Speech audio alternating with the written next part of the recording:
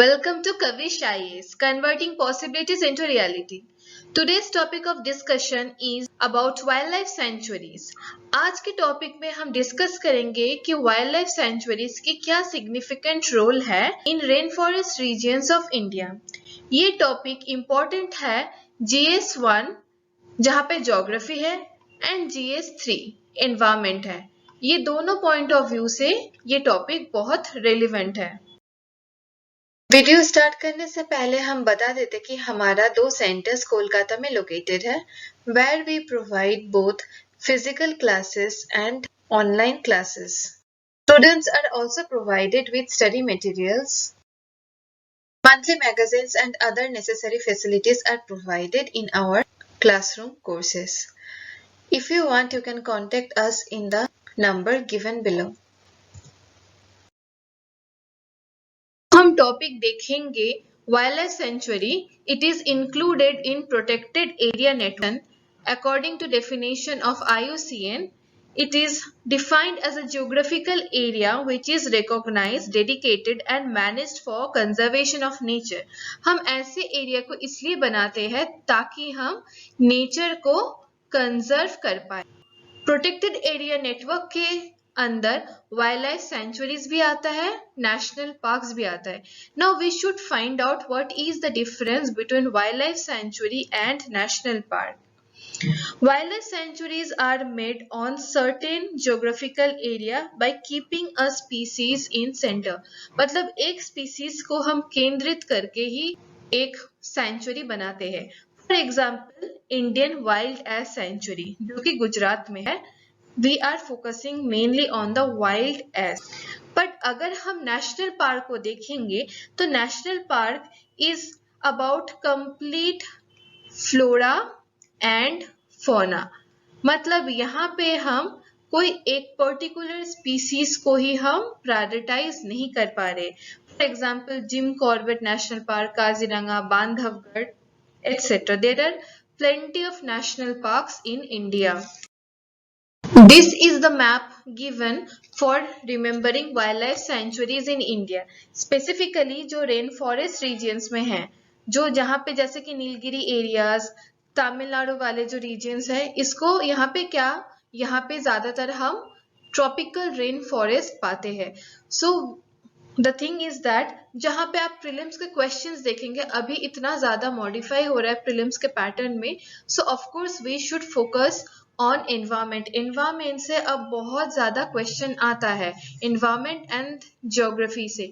तो यहाँ पे आप लोग वाइल्ड लाइफ सेंचुरीज को याद रख सकते हैं with the help of this map. Let's talk about the significance of wildlife sanctuaries. हमने ऑलरेडी डिस्कस कर लिया है wild life centuries and national park के डिफरेंस के बारे में. अब हम देखेंगे कि वाइल्ड लाइफ सेंचुरीज में क्या सिग्निफिकेंस है regarding the rain forest regions of India, जो कि ज्यादातर हमें ट्रॉपिकल रेन फॉरेस्ट जहाँ पे हमें मिला है, जैसे कि नीलगिरी वाले जो रीजन है, वेस्टर्न घाट्स, ईस्टर्न घाट्स के कुछ रीजन में हमें जो मिला है, we will try to discuss about it in detail.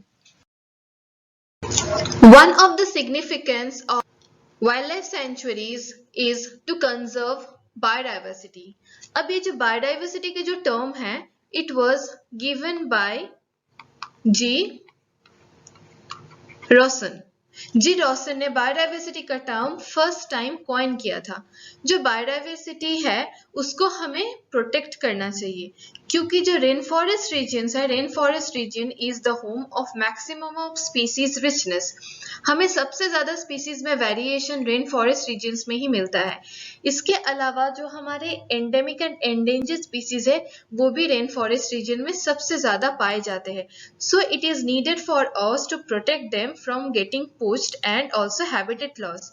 जैसे कि अगर हम लायन टेल मैकाक के एग्जाम्पल लेते हैं, it is found in western Ghats. इसको हमें वेस्टर्न घाट्स में ही ज्यादा हमें मिलता है.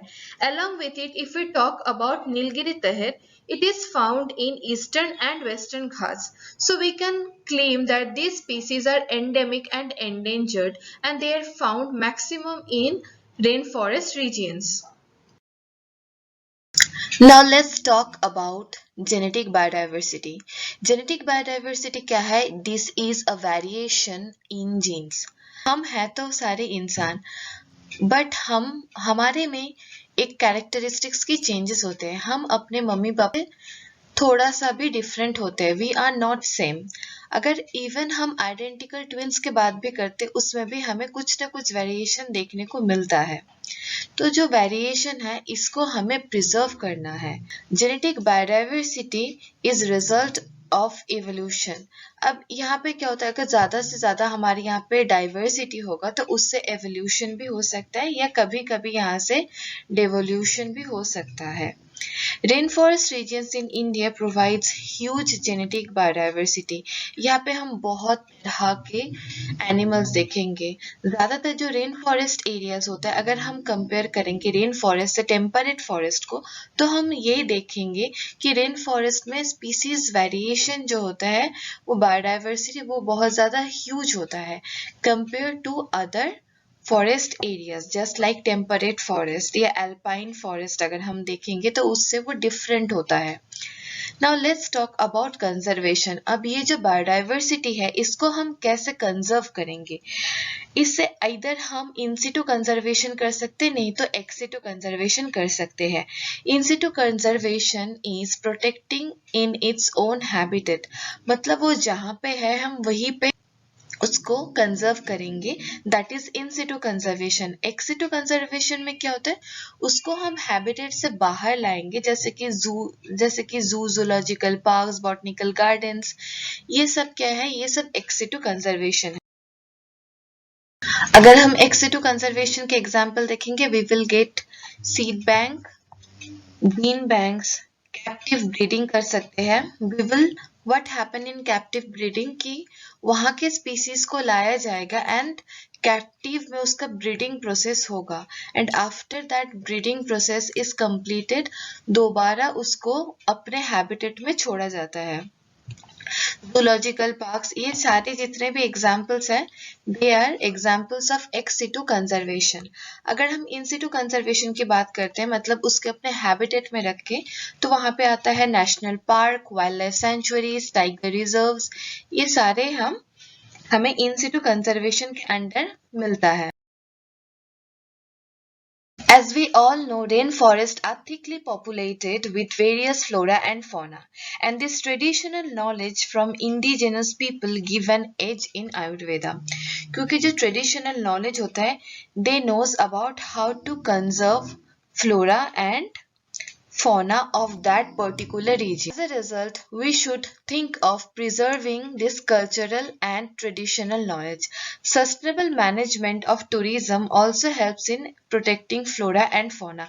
Traditional knowledge about vegetations gives us an edge in Ayurveda in order to decrease the dependency on allopathy. क्योंकि जो allopathy medicine होता है, इसका एक side effects होता है. It always have certain side effects.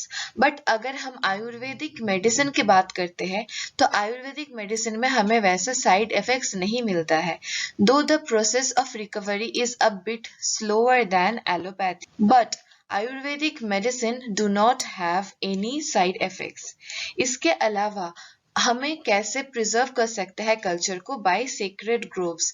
Sacred groves क्या होता है? सेक्रेड ग्रोव्स इस डायग्राम से आपको और भी अच्छे से समझ में आएगा. ये जो पिक्चर है, यहाँ पे आप क्या देख पा रहे हो कि एक बेनियन ट्री के सराउंडिंग में सारे यहाँ पे महिलाएं इसको पूजा कर रहे हैं. तो सेक्रेड ग्रोव्स एक वैसा टाइप के ग्रोव्स होते हैं, ट्री यहाँ पे होते हैं, जिसको एजेस से, बहुत सालों से यहाँ पे वर्शिप किया जाता है, बिकॉज उसका एक मेडिसिनल वैल्यूज होता है. इसको हम भगवान के रूप में पूजा करते हैं. इससे क्या होता है, इससे वो ट्रीज एक्सटिंक्ट कभी नहीं होगा, because we will always think to preserve that tree, we will try to worship it as God. अगर इको टूरिज्म की बात किया जाए तो eco tourism also plays an important role in conservation of natural vegetation. Eco tourism से local employment generation बढ़ता है, awareness of local indigenous culture के ऊपर बहुत ज़्यादा अवेयरनेस होता है और कम्युनिटी की इन्वॉल्वमेंट भी होती है। एनवायरमेंटल एडुकेशन हम दे सकते हैं विजिटर्स को regarding the eco tourism. Along with it it also facilitate scientific research, क्योंकि कुछ कुछ एरिया ऐसा होता है जहाँ पे साइंटिफिक रिसर्च भी अलाउड नहीं होता है। कोई भी अगर आप जो बायोस्फीयर रिजर्व होगा तो रिजर्व के वहां पे देखेंगे there is one area that is core area, उसके बाद आता है एक बफर एरिया। अब कोर एरिया जो है यहाँ पे scientific researches are not allowed, तो वहां पे साइंटिफिक रिसर्चेस प्रोहिबिटेड होता है।